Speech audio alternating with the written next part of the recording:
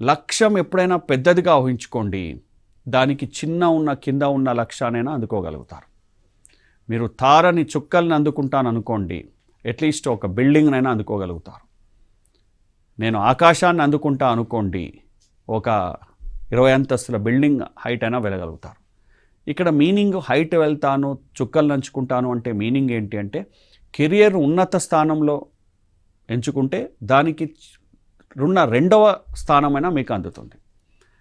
ఉదాహరణకు మీ కళ civil services IAS సాధించాలన్నటువంటి కళ.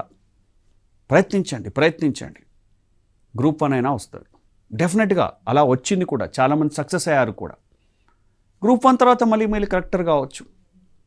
ఒక 1000 కోట్ల ఉన్న పరిశ్రమను మీరు స్థాపించాలనుకుంటున్నారు. టార్గెట్ పెట్టుకొని ముందుకెళ్లారు. ముందు 100 కోట్ల టర్న్ ఓవర్ ఉన్నదే మీరు స్థాపిస్తారు, తర్వాత 1000 కోట్లు అవుతుంది.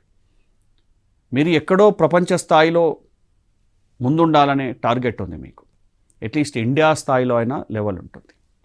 అంటే మీరు అదే రంగంలో, అదే ప్లేస్లో అట్లీస్ట్ 1 లేదా 2 స్థానాల్లో ఉంటారు. ముందు 2వ స్థానంలో ఉన్నా ఆ తర్వాత ముందు స్థానానికి మీరు వెళ్ళగలుగుతారు. అందుకే లక్ష్యం ఎప్పుడైనా స్పష్టంగా, ఉన్నతంగా, పర్ఫెక్ట్గా ఉండాలి. ఆత్మవిశ్వాసంతో నేను చుక్కలనైనా అందుకోగలుగుతాను, ఆకాశాన్ని అందుకోగలుగుతానంత ధైర్యంగా ముందుకుండాలి మీరు. అప్పుడు మీకు ఖచ్చితంగా మీ లక్ష్యం మీకు చేరువవుతుంది.